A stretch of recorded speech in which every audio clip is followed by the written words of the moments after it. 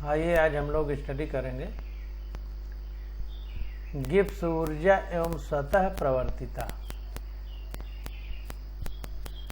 English में इसको बोलेंगे गिब्स एनर्जी एंड स्पॉन्टेनिटी।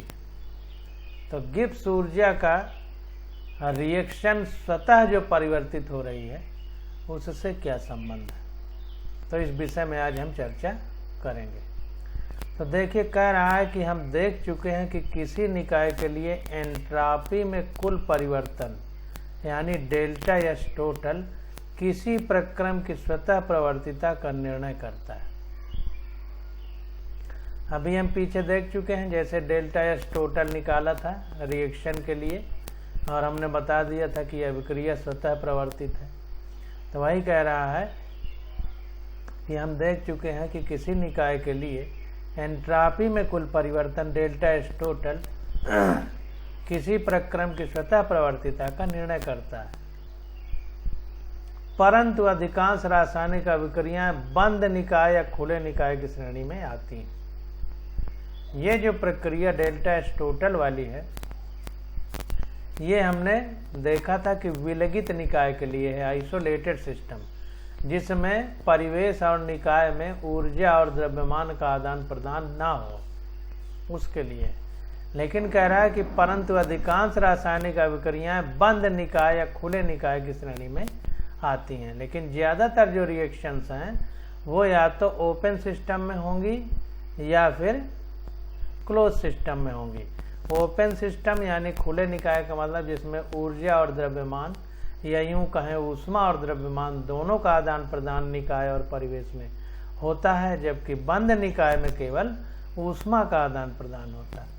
अतः अधिकांश अभिक्रियाओं में एंट्रॉपी एवं एंथैल्पी दोनों में परिवर्तन आते हैं। जाहिर सी बात है, खुला और बंद निकाय होगा तो ऊष्मा का परिवर्तन होगा, आदान प्रदान होगा निकाय और परिवेश के बीच में।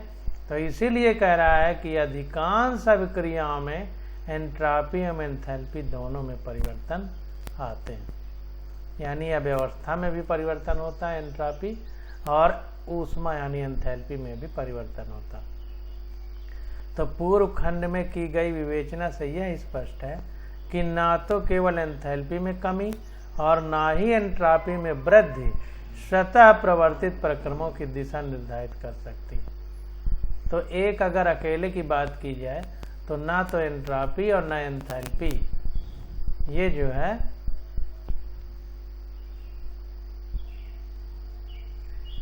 स्वतः प्रवर्तिता का मापदंड है एक तरह से, यानी रिएक्शन स्वतः प्रवर्तित होगी इसकी दिशा निर्धारित कर सकती है।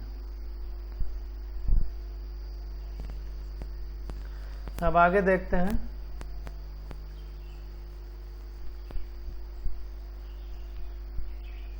अब देखिए, कह रहा है कि इस प्रयोजन हेतु हम एक नए ऊष्मागतिकी फलन गिब्स ऊर्जा या गिब्स फलन जी को इस प्रकार परिभाषित करते हैं। देखिए, ऊष्मागतिकी फलन कह रहा है यानी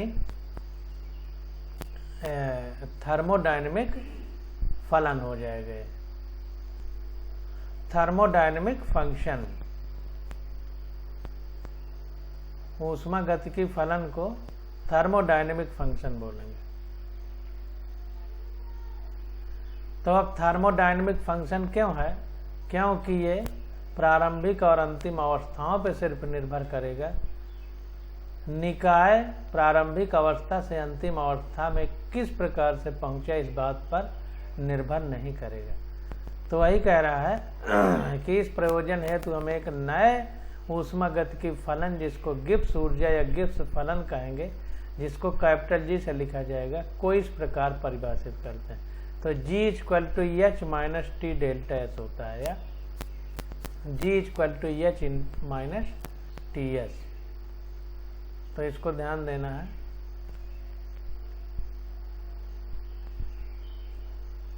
इसको बॉक्स में बंद कर दिए। अब देखिए, गिब्स ऊर्जा या G एक विस्तीर्ण एवं अवस्था गुण है।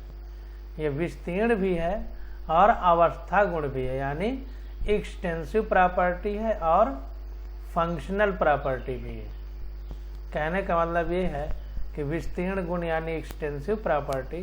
तो एक्सटेंसिव प्रॉपर्टी हम उसे कहते थे जो द्रव्यमान, आयतन, इन सब के आधार पर बदल जाती थी। इसको देखते हैं।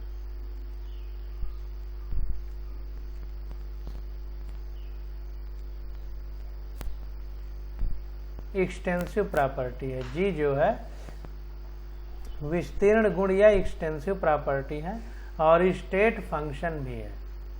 तो ध्यान देना है कि एक्सटेंसिव प्रॉपर्टी हमने जो पढ़ा था विस्तीर्ण गुण, उसमें क्या था कि द्रव्यमान पर निर्भर करता था, जबकि गहन गुण जो इंटेंसिव प्रॉपर्टी थी वो द्रव्यमान पर निर्भर नहीं करता। एकांक आयतन या एकांक द्रव्यमान या जो भी एकांक मोल जो भी लिया जाता था एकांक में था, तो इसलिए वो इंटेंसिव प्रॉपर्टी जो थी वो द्रव्यमान पर आधारित नहीं थी, जबकि एक्सटेंसिव प्रॉपर्टी द्रव्यमान पर आधारित है मोटी मोटी भाषा में। तो ये हमारा देखिए निकाय के गिब्स ऊर्जा में परिवर्तन डेल्टा जी सिस्टम, निकाय को सिस्टम कहते हैं, को इस प्रकार लिखा जा सकता है। तो delta G system equal to, अब इसमें परिवर्तन है तो इसमें भी परिवर्तन होगा, तो डेल्टा एच सिस्टम यानी एंथैल्पी में परिवर्तन minus T into delta S system यानी एंट्रॉपी में परिवर्तन। अब यहाँ पर देखिए टी इंटू एस है, तो एक बार डेल्टा एस में परिवर्तन फिर माइनस करके एस को उसी तरह लिखा है डेल्टा टी में परिवर्तन। अब यहाँ पर देखिए जो क्रिया होगी उसको स्थिर ताप में किया जाएगा, क्योंकि हम एक चीज को स्थिर रखेंगे तभी कैलकुलेशन कर पाएंगे। तो यदि ताप स्थिर हो जाए तो डेल्टा टी 0 हो जाएगा, तो ये पूरा 0 हो जाएगा। तो हमारा समीकरण बन जाएगा delta G system equal to delta H system minus T delta S system. ये समीकरण हमारा निकल के आ जाएगा।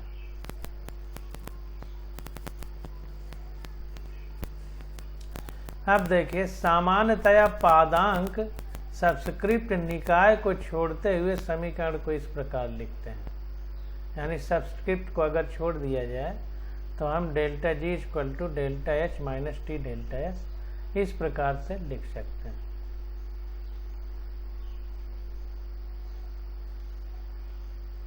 तो कुल मिलाकर के मेन समीकरण हमारा ये है, इसी भर को अंडरलाइन ब्लॉक में बंद कर लीजिए। Delta G equal to delta H minus T delta S. अब देखिए नीचे कह रहा है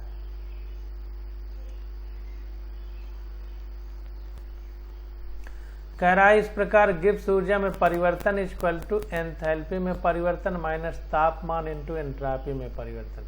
तो ये परिवर्तन इक्वल टू एंथैल्पी में परिवर्तन माइनस तापमान इंटू एंट्रॉपी में परिवर्तन में समीकरण, यह समीकरण गिब्स समीकरण के रूप से जाना जाता है। तो इसी समीकरण को हम लोग गिब्स समीकरण कहते हैं।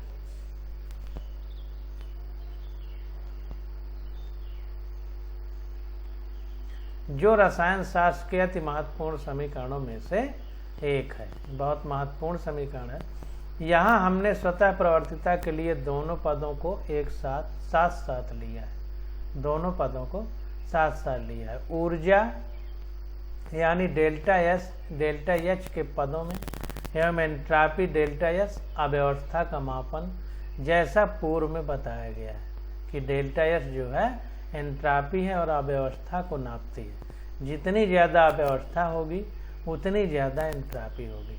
विमीय आधार पर विश्लेषण करने पर हम पाते हैं कि डेल्टा जी की इकाई ऊर्जा की इकाई होती है। अगर हम जो है विमीय आधार पर विश्लेषण करें तो हमें मिलेगा कि डेल्टा जी की इकाई ऊर्जा की इकाई होती है। वैसे भी इसका नाम ही है गिब्स फ्री एनर्जी, फ्री मतलब मुक्त ऊर्जा। ऊर्जा है तो कोई भी ऊर्जा हो उसकी इकाई जो है वही होगी, क्योंकि डेल्टा एच एवं टी डेल्टा एस दोनों ऊर्जा पद हैं। तो एक कारण और भी है कि जो इस फार्मूले में है डेल्टा एच और टी डेल्टा एस दोनों ही ऊर्जा पद हैं, इसलिए भी डेल्टा जी की इकाई ऊर्जा की इकाई। अब हम विचार करते हैं कि डेल्टा जी किस प्रकार अभिक्रिया की स्वतः प्रवर्तिता से संबंधित है। तो किस प्रकार से अब हम बता पाएंगे इस फार्मूले के आधार पर कि रिएक्शन स्पॉन्टेनियस हो रही है या स्वतः प्रवर्तित हो रही है। तो इसको देखते हैं। कह रहा है कि हम जानते हैं कि delta S total equal to delta S system plus delta S surrounding, पहले भी पढ़ चुके हैं हम लोग। तो इसमें देखते हैं, कह रहा है यदि निकाय परिवेश के साथ तापीय साम्य में है तो परिवेश का ताप निकाय के ताप के समान ही होगा, अतः परिवेश की एंथैल्पी में वृद्धि निकाय के एंथैल्पी में कमी के तुल्य होगी। अब इसको समझिए, ये कह रहा है कि निकाय है और परिवेश है, एक डिब्बा है मान लीजिए निकाय, और बाहर का वातावरण जो उसके आसपास का है वो परिवेश है। अब निकाय यानी डिब्बे से ऊष्मा निकलेगी तो परिवेश में जाएगी, या परिवेश से आएगी तो डिब्बे में आएगी। तो अगर डिब्बे से निकल के परिवेश में गई है तो निकाय में कमी होगी, परिवेश में उतनी ही ऊष्मा की वृद्धि होगी। तो वही कह रहा है कि निकाय के ताप, यदि निकाय परिवेश के साथ तापीय साम्य में है तो परिवेश का ताप निकाय के ताप के समान होगा। अगर साम्य में है, साम्यावस्था में है, तो जाहिर सी बात है कि निकाय अग्र दिशा और पश्च दिशा दोनों में चल रही है, यानी फॉरवर्ड रिएक्शन है, बैकवर्ड दोनों चल रही है और साम्य में है। तो साम्य में है तो इसका मतलब है कि वातावरण जो होगा, परिवेश जिसको कह रहे हैं, और जो निकाय है हमारा, दोनों गतिक साम्य में है, तो इसलिए तापमान समान होगा। कह रहा है अतः परिवेश की एंथैल्पी में वृद्धि। अब अगर ऊष्मा परिवेश में जा रही है तो कह रहा है कि परिवेश की एंथैल्पी में वृद्धि निकाय की एंथैल्पी में कमी के तुल्य होगी। तो जितना परिवेश में वृद्धि होगी उतना ही तो निकाय से गई है, तो निकाय में उतना कमी होगी, सीधी सीधी बात। तो इसलिए कह रहा है कि अतः परिवेश की एंट्रॉपी में परिवर्तन, तो परिवेश की एंट्रॉपी में परिवर्तन delta S surrounding equal to delta S equal to delta H upon T होता था। तो सराउंडिंग के निकालेंगे तो सराउंडिंग लिख दिया, तो delta S surrounding equal to delta S surrounding upon T equal to minus delta S system upon T. अब देखिए सराउंडिंग में वृद्धि हो रही है क्योंकि निकाय से निकाय की एंथैल्पी में कमी हो रही, तो कमी के लिए माइनस सिस्टम लगा दिया, माइनस निकाय मतलब सिस्टम, और परिवेश की एंथैल्पी में वृद्धि हो रही तो सराउंडिंग का मतलब परिवेश होता है, तो परिवेश के लिए प्लस चिन्ह लगा दिया। तो ये हो गया delta S total equal to delta S system plus, अब ब्रैकेट में minus delta H system upon T कर दिया। इस प्रकार से लिखा कि हम इसको प्लस लिख सकते हैं और इधर आएगा तो माइनस अंदर लिख दिए। तो ये ज़्यादा आसान है, इसको लिख लीजिए। तो उपरोक्त समीकरण को पुनः व्यवस्थित करने पर, अगर इस समीकरण को हम फिर से व्यवस्थित करें, जो ये समीकरण है, तो इसको यहाँ भी अंडरलाइन कर लीजिए, नहीं आप लोग भूल जाएंगे।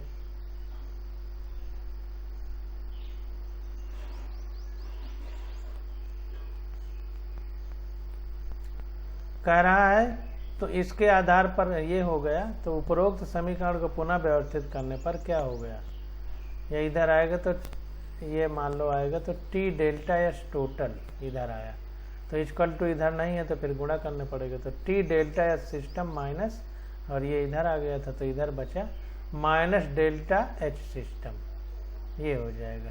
तो स्वतः प्रक्रम के लिए क्या होगा, delta S total is greater than 0।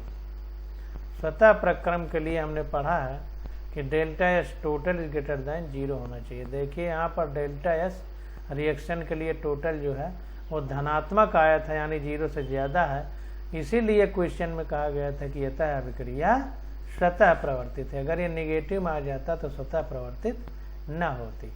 तो स्वतः प्रक्रम के लिए delta S total is greater than 0 है,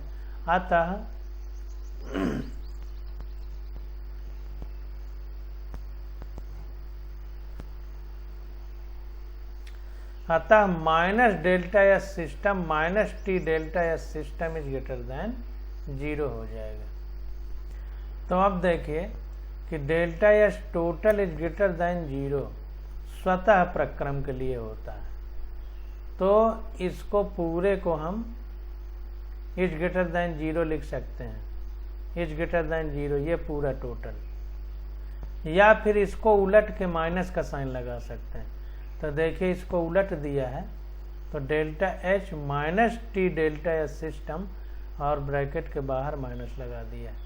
तो ये 0 से ज़्यादा होगा तो स्वतः प्रक्रम होगा, या इसको उलट करके माइनस लगा दें तो 0 से ज़्यादा होगा तो स्वतः प्रक्रम होगा।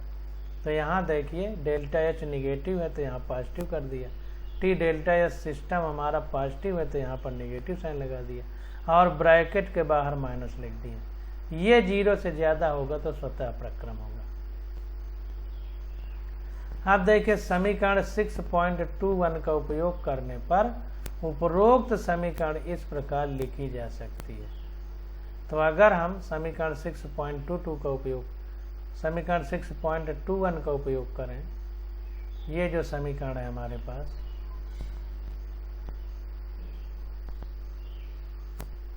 Delta G equal to delta H minus T delta S. तो देखिए इस हिसाब से अगर देखा जाए तो समीकरण 6.21 का उपयोग करने पर उपरोक्त समीकरण इस प्रकार लिखी जा सकती है कि minus delta G is greater than 0। Minus delta G अगर 0 से ज़्यादा है तो हमारी जो है रिएक्शन स्पॉन्टेनियस होगी, यानी स्वतः होगी, ये कहने का मतलब। तो जब ये स्थिति बन जाएगी तो delta G equal to delta H minus T delta S होगा और स्मॉलर देन 0। तो जाहिर सी बात है कि जब ये पूरा स्मॉलर देन 0 होगा तो ये डेल्टा जी हमारी निगेटिव होगी। तो डेल्टा जी को निगेटिव कहें या माइनस डेल्टा जी को कह दें कि 0 से ज़्यादा है, क्योंकि ये खुद ही निगेटिव है। तो निगेटिव में 0 से ज़्यादा है का मतलब कि निगेटिव ही है, या यूँ कह दें कि डेल्टा जी 0 से कम है तो जाहिर सी बात निगेटिव है। तो इस प्रकार से जो है अगर ये कंडीशन बनेगी तो हम कहेंगे कि रिएक्शन स्वतः प्रवर्तित हो रही है। अब नीचे देखते हैं क्या है। अब कह रहा है कि डेल्टा एच सिस्टम यानी जो निकाय है उसकी अभिक्रिया की एंथैल्पी में परिवर्तन है। डेल्टा एच सिस्टम ये निकाय की एंथैल्पी में परिवर्तन है, हमको पता है। टी डेल्टा एस वह ऊर्जा है जो उपयोगी कार्य के लिए उपलब्ध नहीं है। ध्यान दीजिए कि डेल्टा एस जो है हमारा, ये वो ऊर्जा है जो उपयोगी कार्य के लिए उपयुक्त नहीं है, तभी वो कार्य हो नहीं पा रहा है। टी डेल्टा एस वह ऊर्जा है जो उपयोगी कार्य के लिए उपलब्ध नहीं है। इस प्रकार डेल्टा जी उपयोगी कार्य के लिए नेट ऊर्जा है। तो अगर इस प्रकार से देखा जाए तो डेल्टा जी जो है वो उपयोगी कार्य के लिए नेट ऊर्जा है एवं इस प्रकार मुक्त ऊर्जा का मापन है। तो जो उपयोगी कार्य के लिए नेट ऊर्जा है वो डेल्टा जी है। तो जाहिर सी बात है कि डेल्टा एस हमारा सिस्टम की एंथैल्पी में परिवर्तन है और टी डेल्टा एस वो कार्य है उपयोगी कार्य के लिए उपलब्ध ऊर्जा है जो वो नहीं उपलब्ध है, मतलब उपयोगी कार्य के लिए उपलब्ध नहीं है। तो जाहिर सी बात है कि इसमें अगर इसको घटा दिया जाए तो इस ऊर्जा में जब ये ऊर्जा घटेगी तो जो मुक्त ऊर्जा है वो आ जाएगी और डेल्टा जी हमारी मुक्त ऊर्जा का मापन ही है।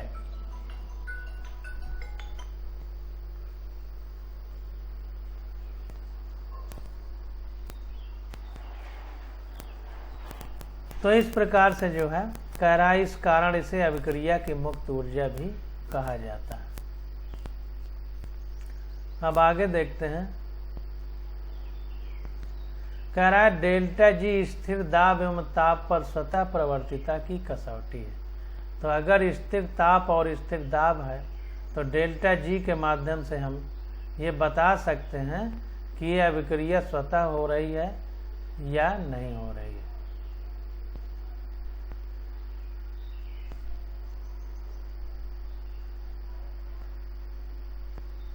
आप देखिए कह रहा है कि यदि डेल्टा जी स्मॉलर देन 0 यानी ऋणात्मक है तब प्रक्रम स्वतः प्रवर्तित होता है।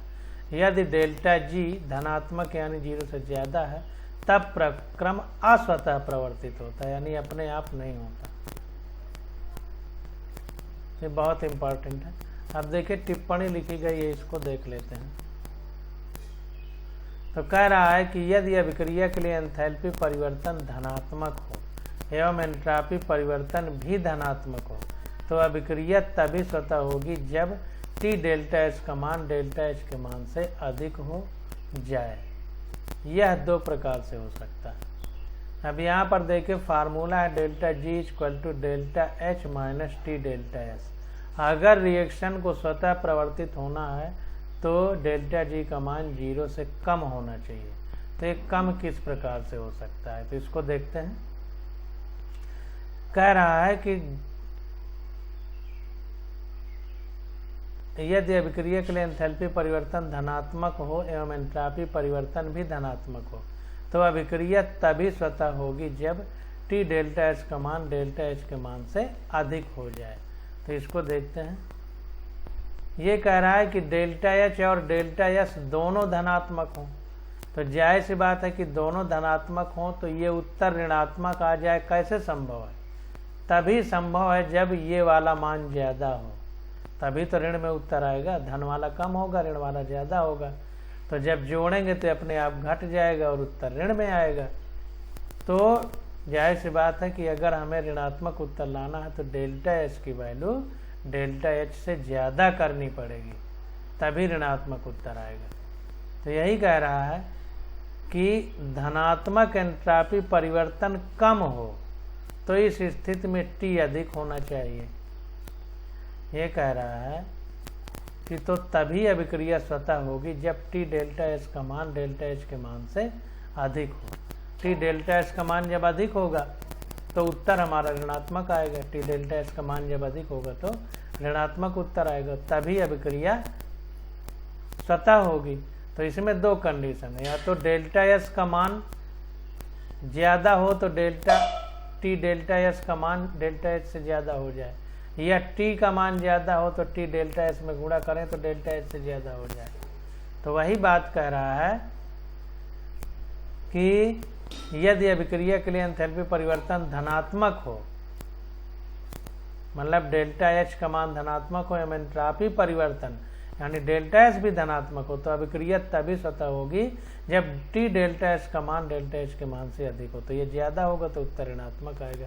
तो यह दो प्रकार से हो सकता है। कह रहा धनात्मक एंट्रापी परिवर्तन कम हो तो इस स्थिति में टी अधिक होना चाहिए।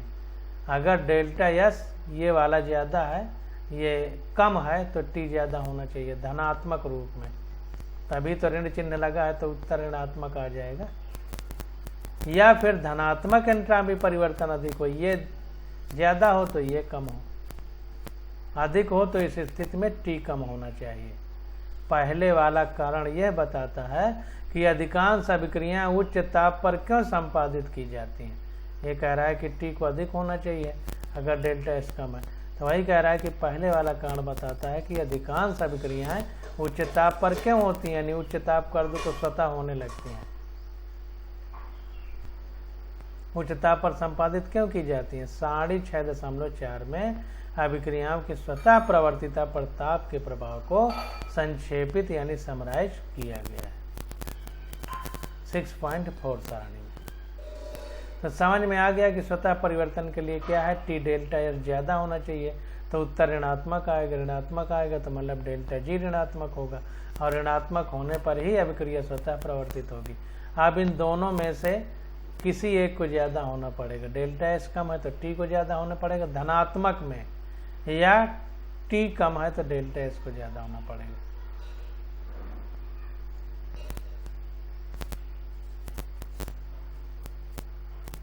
अब आगे देखिए, आ गया एंट्रापी और ऊष्मागतिकी का दूसरा नियम, entropy and second law of thermodynamics. Entropy और ऊष्मागतिकी का दूसरा नियम। तो देखिए कह रहा है कि हम जानते हैं कि किसी विलगित निकाय के लिए ऊर्जा परिवर्तन निश्चित रहता है। Very most important. कोई भी विलगित निकाय यानी आइसोलेटेड सिस्टम है तो आइसोलेटेड का मतलब ही होता है कि निकाय और परिवेश के बीच न ऊर्जा का आदान प्रदान होगा और न द्रव्यमान का आदान प्रदान होगा। तो जाहिर सी बात है कि ऊर्जा परिवर्तन निश्चित रहता है। इसलिए इस प्रकार के निकाय में एंट्रापी का बढ़ना स्वतः परिवर्तन की स्वाभाविक दिशा बताता है। तो इस प्रकार से निकाय की जो एंट्रापी का बढ़ना है यह स्वतः परिवर्तन यानी स्पॉन्टेनियस की स्वाभाविक दिशा बताता है। वास्तव में यह ऊष्मागतिकी का दूसरा नियम है। तो इसी को जो है ऊष्मागतिकी का दूसरा नियम कहते हैं। प्रथम नियम के समान दूसरे नियम को भी विभिन्न प्रकार से लिखा जा सकता है। तो दूसरे नियम को भी हम लिखेंगे। तो कह रहा है कि ऊष्मागतिकी का दूसरा नियम स्पष्ट करता है कि स्वतः प्रवर्ती ऊष्माक्षेपी अभिक्रियाएं इतनी आम क्यों होती हैं। तो स्वतः प्रवर्तित जो अभिक्रियाएं हैं वो ऊष्माक्षेपी अभिक्रियाएं हैं, यानी ऊष्मा बाहर निकलती है, यानी निकाय से परिवेश में जाती है। ऊष्माक्षेपी अभिक्रियाओं से निकली ऊर्जा वातावरण में अव्यवस्था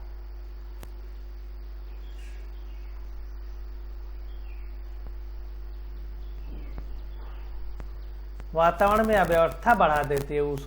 ऊष्माक्षेपी का मतलब एक्जोथर्मिक का मतलब निकाय की ऊष्मा निकल के वातावरण यानी परिवेश में जा रही है। तो जाहिर सी बात है कि वातावरण या परिवेश की जो ऊष्मा बढ़ेगी तो अणु या परमाणु गैस के ऊष्मा लेकर के दूर दूर भागेंगे, क्योंकि जिसको भी ऊर्जा मिलेगी भागेगा, तो अव्यवस्था बढ़ेगी। तो इसीलिए कह रहा है कि ऊष्माक्षेपी अभिक्रिया वातावरण की एंट्रापी या अव्यवस्था को क्यों बढ़ा देती हैं। और कुल मिलाकर एंट्रापी परिवर्तन धनात्मक होता है, जो अभिक्रिया को स्वतः प्रवर्तित बना देता है। और कुल मिलाकर एंट्रापी परिवर्तन धनात्मक होगा। जाहिर सी बात है कि डेल्टा एस ज़्यादा होगा, तो ज़्यादा का मतलब जीरो से ज़्यादा है, जीरो से ज़्यादा है तो एंट्रापी का मतलब ये अव्यवस्था, तो अव्यवस्था ज़्यादा होगी तो जीरो से ज़्यादा होगा, जीरो से ज़्यादा होगा तो मतलब धनात्मक होगा। तो इसीलिए कह रहा है कि अभिक्रिया को स्वतः परिवर्तित बना देता है, क्योंकि एंट्रापी परिवर्तन धनात्मक होता है, क्योंकि वातावरण में अव्यवस्था को बढ़ा देती है ऊष्माक्षेपी अभिक्रिया। तो ये चीज़ है हमारा। अब देखिए अगला पॉइंट आ जाता है निरपेक्ष एंट्रापी और ऊष्मागतिकी का तीसरा नियम। इंग्लिश में इसको बोलेंगे absolute entropy and third law of thermodynamics. निरपेक्ष एंट्रापी एवं थर्मोडायनेमिक्स का तीसरा नियम। अंग्रेजी में बोलेंगे absolute entropy and third law of thermodynamics. तो इसको देखते हैं। तो देखिए कह रहा है कि किसी पदार्थ के अणु सीधी रेखा में किसी भी ओर गति कर सकते हैं, वो लट्टू की तरह घूर्णन कर सकते हैं और अणुओं के आबंध खींच और सिकुड़ सकते हैं।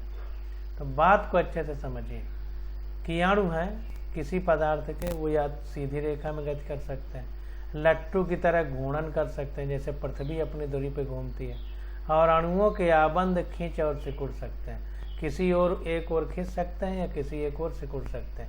जैसे पानी है HOH, तो O की विद्युत ऋणात्मकता ज़्यादा है तो H के इलेक्ट्रॉन को अपनी ओर खींचता है।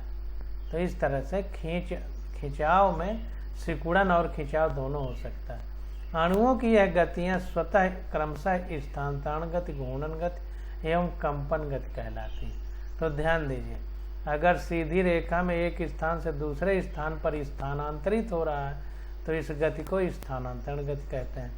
अगर अपनी धुरी पर घूम रहा है तो इस गति को घूर्णन या सर्कुलर मोशन, रोटेटरी मोशन कहेंगे।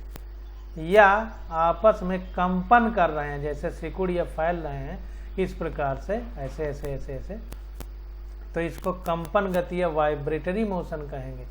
तो इसको थोड़ा सा इंग्लिश में भी देख लेते हैं ताकि शब्दों का मेल मिल सके। तो यहाँ पर देखिए, these motion are molecular called translational. अगर किसी सीधी रेखा में मोशन कर रहा है तो ट्रांसलेशनल मोशन कहेंगे। अगर अपनी धुरी पे चक्कर लगा रहा है, अपनी उस पे अक्ष पर या धुरी जैसे लट्टू घूमता है बता दिया, तो रोटेशनल कहेंगे। और अगर फैल सिकुड़ रहा है इस तरह जैसे स्प्रिंग फैलती सिकुड़ती है बहुत फास्ट, तो उसको वाइब्रेशनल मोशन कहेंगे। तो ये गतियाँ तीन प्रकार की हमको पता चली। ट्रांसलेशनल यानी स्थानांतरण गति, रोटेशनल यानी घूर्णन गति, और कंपन यानी वाइब्रेशन। तो जब निकाय का तापमान बढ़ता है तो यह गतियां अधिक उग्र हो जाती हैं और एंट्रॉपी बढ़ जाती है। जब निकाय का टेम्परेचर बढ़ाते हैं तो जाहिर सी बात है कि हमको पता है कि टेम्परेचर का मतलब ही होता है कि ऊष्मा एक प्रकार की ऊर्जा होती है, और किसी भी चीज़ को ऊर्जा मिलती है तो उछलने लगता है। हमारे शरीर में ऊर्जा है तो उछल रहे हैं, मृत्यु हो जाती है तो शरीर की ऊर्जा निकल जाती है तो आदमी उछलना बंद कर देता है। दूसरी ओर जब ताप घटाया जाता है तो एंट्रॉपी कम हो जाती है, और जब ताप हम लोग घटा देंगे तो क्या होगा, एंट्रॉपी कम हो जाएगी। किसी शुद्ध क्रिस्टलीय पदार्थ का ताप जैसे जैसे परम शून्य की ओर बढ़ता है वैसे वैसे एंट्रॉपी भी शून्य की ओर बढ़ती है। इसे ऊष्मागतिकी का तीसरा नियम कहते हैं। तो ध्यान दीजिए कि कोई क्रिस्टलीय पदार्थ है, उसका तापमान जैसे जैसे परम शून्य की ओर बढ़ता है, परम शून्य यानी 0 डिग्री 0 केल्विन, इसमें डिग्री नहीं लिखा जाता, तो परम शून्य की ओर बढ़ता है की बजाय घटता है लिखना चाहिए, क्योंकि घट रहा है ना तापमान। फिर भी अब जैसा भी हो,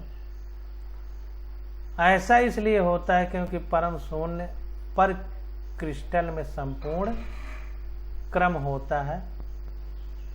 यह कथन केवल शुद्ध क्रिस्टलीय ठोसों तक सीमित है, क्योंकि सैद्धांतिक तर्क और प्रायोगिक प्रमाण दर्शाने के लिए विलयनों और अति शीतलित द्रवों की एंट्रॉपी 0 केल्विन पर शून्य नहीं होती है।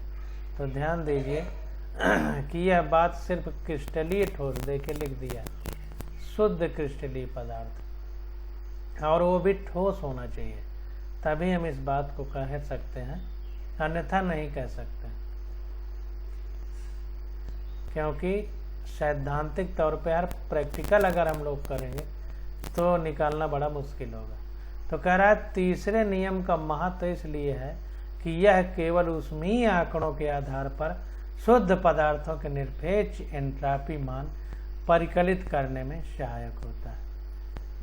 तो तीसरे नियम का महत्व इसलिए है सिर्फ क्योंकि उसमें आंकड़े अगर केवल हमको पता हो शुद्ध पदार्थ के, तो निरपेक्ष एंट्रॉपी मान यानी एब्सोल्यूट एंट्रॉपी, निरपेक्ष मतलब एब्सोल्यूट मतलब पूरी तरह से एकदम शुद्ध नहीं लेकिन शुद्ध के करीब, ये कह सकते हैं, निरपेक्ष एंट्रॉपी का मान परिकलित करने में सहायक होता है। शुद्ध पदार्थ के लिए यह 0 केल्विन से 298 केल्विन तक Q रिवर्सिबल बाई T वृद्धियों को जोड़कर प्राप्त किया जा सकता है। अब देखिए हमने पढ़ा ही था कि delta S equal to Q reversible upon T होता है, पीछे हम लोग पढ़ चुके हैं। तो वही कह रहा है कि शुद्ध पदार्थ के लिए यह 0 केल्विन से 298 केल्विन तक यानी रूम के टेम्परेचर तक Q रिवी बाई T वृद्धियों को जोड़कर प्राप्त किया जा सकता है। देखिए 0 से 298 तक कह रहा है, तो ध्यान दीजिए।